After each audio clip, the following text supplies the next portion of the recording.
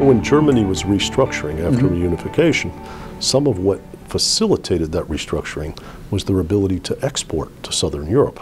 As the euro came together, the boom that resulted created what you might call energy that helped them in their restructuring internally. And we watched Germans basically agree to a decade now of no labor increase. Right. I mean, they've held wages to basically the same, whereas you've seen Italian and Greek, Spanish, and all those, their labor costs are now have gone up, and whereas everything when it started was roughly in kilter, and now there's a 30% differential.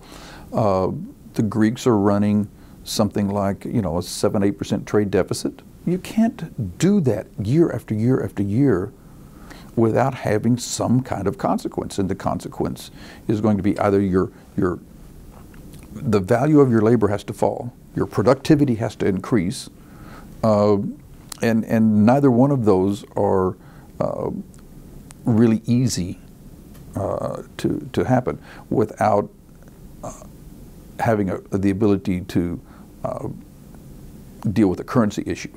And the Greeks, for all intents and purposes, are on a gold standard. And unlike, say, Argentina, which was pegged to the dollar at the time that they went through default, Greece creates inferences for other larger countries working its way up to, say, Italy.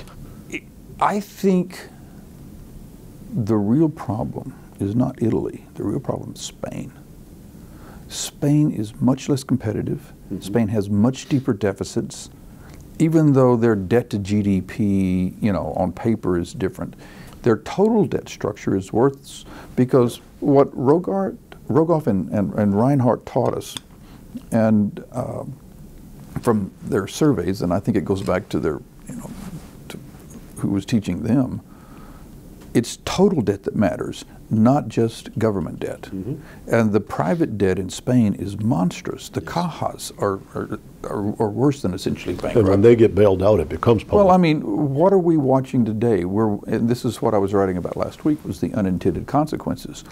In the effort to keep the banks from creating another credit crisis, in the effort to keep the bank solvent, the European Central Bank is loaning money to the various national banks, who are turning around and loaning money to the banks on anything that moves. I mean, if it's got a pulse, we'll loan you money against it. Well, what's happening is a subtle, or actually maybe not so subtle, shift in how the sovereign debt is structured. The French are selling Italian debt and buying French debt. The Spains are selling Italian and other debt, and they're buying Spanish debt. And so in a few years, because the ECB, once they're in for a dime, they're in for a dollar. They can't stop this process. In a few years, as sovereign debt rolls off and has to be refinanced, you will see the various countries within their silos buying more and more of their internal, host country debt, to the point that if they left the Union, the rest of the Union, in terms of their banking structure, wouldn't have a problem. Which goes back to what I said originally about Greece. If all the Greek debt had been on Greek books, we wouldn't be having this conversation.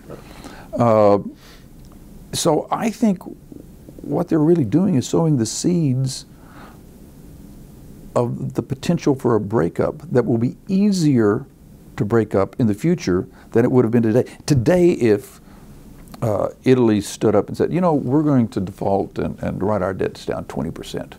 Oh, God. The cross-border holdings. Just go ahead and cut the throat of Europe. Banks, French banks, everybody. I mean, it would be disastrous. 3 or 4 years, maybe not.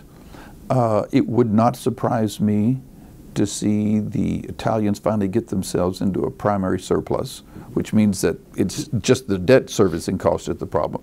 And then if they get there, the ECB will come in and say, we're going to cap Italian rates at, pull a number, 3%, because the Italians now can begin to reduce the debt and have a path to get out, and in 4 or 5 years, we'll take them off life support.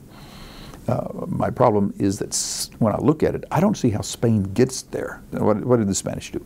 They signed an agreement that was the fiscal consolidation agreement, and then 2 days later turned around and said, "Oh, by the way, that deficit we said we were going to, can't do that." And the S&P downgrades them for trying. Yeah, and by 50%, they were off. I mean, it wasn't like we're off 10%. Right. I mean, if it had been 10%, they wouldn't even have bothered holding their hand up. Right. So you're in a situation where the S&P just downgraded Spain because they did sign. And when Greece just did their second package, the IMF put out, they leaked a document that we could all read, saying this is putting them on an unstable trajectory.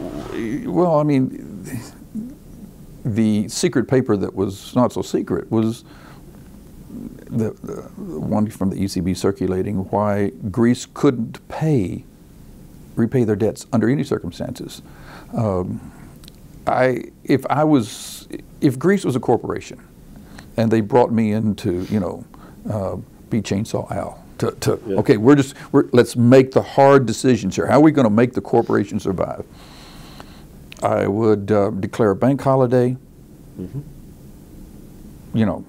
change it over to drachmas a week later, and I would tell every person that that's lent me money, I'm not going to pay it. Not going to happen. You basically have a restructuring. 100% default. Yeah.